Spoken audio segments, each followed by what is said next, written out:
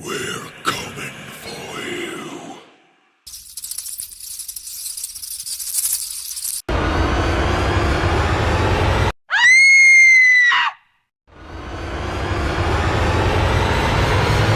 Halo semua, selamat datang di Cuban.id. Bersama saya Lia sebagai storyteller yang akan menemani kalian.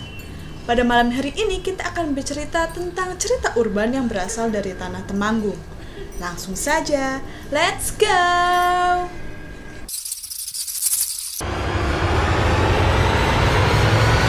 Cerita urban yang akan kita bahas hari ini adalah Kantil. Cerita tentang Kantil ini sempat viral di Twitter karena unggahan akun Twitter bernama @agilrsaputra yang mendapat 1.400 retweet dan 4.200 like. Kantil merupakan hantu yang terkenal di daerah Temanggung. Nama Kantil ini sebenarnya merupakan julukan yang berasal dari nama bunga yang dijual oleh sosok Kantil ini ketika masih hidup. Bunga tersebut bernama bunga Kantil. Diceritakan bahwa Kantil dulunya adalah seorang wanita yang sangat cantik. Kantil ini disebutkan sebagai orang yang memiliki kecantikan paripurna hingga menjadi rebutan banyak lelaki, mulai dari bujang, duda, hingga orang yang sudah beristri pun masih berkelahi untuk merebutkan Kantil. Kantil ini dikatakan sebagai orang tercantik yang ada di desa tersebut. Perlu diketahui pula bahwa Kantil adalah seorang janda yang ditinggal mati oleh suaminya. Diceritakan bahwa suami dari Kantil ini meninggal karena teluh atau santet dari orang yang menginginkan Kantil untuk menjadi istrinya. Kantil ini juga tidak memiliki anak dan tinggal sendiri di rumahnya. Untuk menghidupi dirinya, Kantil biasanya berjualan bunga-bunga sajen seperti mawar, melati, kantil, kenanga, dan lain sebagainya di Pasar Wage. Untuk yang tidak tahu, Pasar Wage adalah pasar tradisional yang hanya buka di hari Wage saja. Kantil diceritakan sebagai wanita yang memiliki darah campuran Jawa Belanda. Itulah yang menjadi dasar dari kecantikan paripurna dari Kantil. Konon katanya, ibu dari Kantil merupakan seorang gundik dari orang Belanda yang kemudian diterlantarkan. Dan ibunya ini meninggal ketika Kantil masih kecil, sehingga Kantil pun diasuh oleh seorang Demang. Namun sayangnya, anak-anak dari Demang tersebut merasa iri dengan Kantil, sehingga ketika usia belasan, ia diusir dari rumahnya.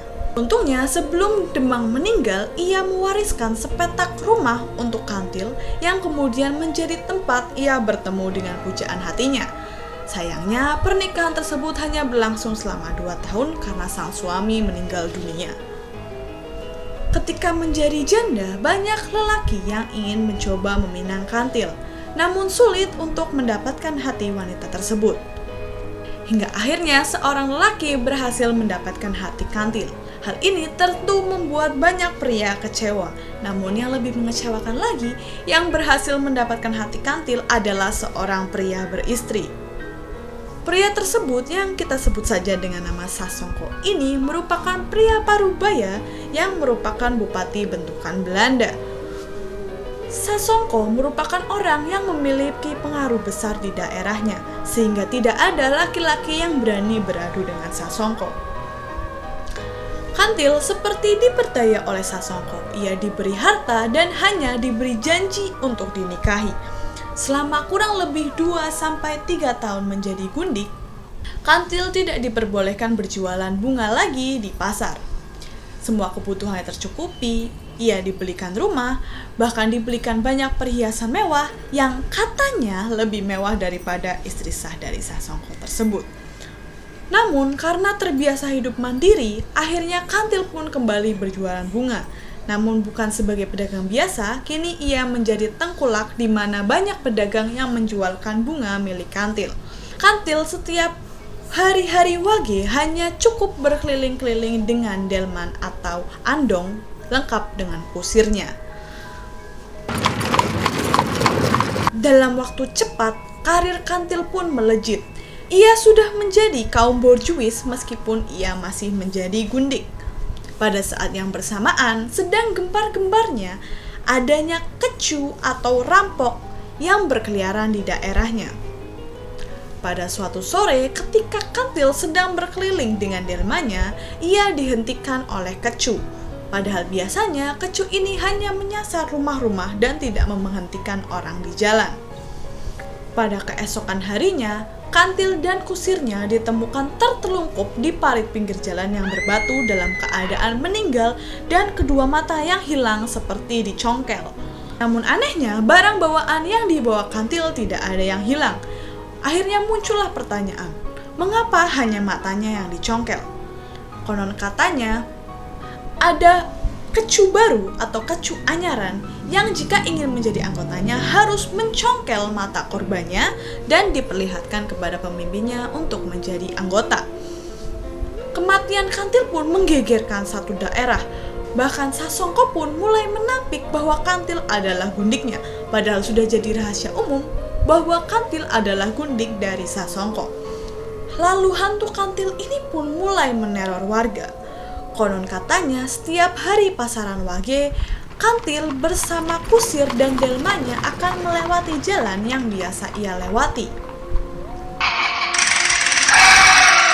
Kedatangan Kantil ditandai dengan bau bunga kantil yang sangat menyengat. Kemudian lewatlah Kantil dengan kusirnya. Konon katanya, mereka akan berhenti jika ada orang yang berani melihatnya. Kantil dan kusirnya akan menoleh dengan mata yang tercongkel dan darah yang keluar dari rongga matanya. Perlu diketahui pula bahwa hantu Kantil ini juga dikenal dengan nama setan Dokar. Teman-teman yang pernah mendengar atau melihat tentang Kantil atau hantu Dokar ini, langsung saja ceritain cerita kalian di kolom komentar. Itu saja cerita tentang hantu Kantil untuk malam ini. Jangan lupa untuk like, komen, dan subscribe, dan jangan lupa nyalakan lonceng untuk mengetahui video-video lain yang lebih seru dari Ceban.id. Saya Lia pamit undur diri, sampai ketemu lagi di video berikutnya. Dadah!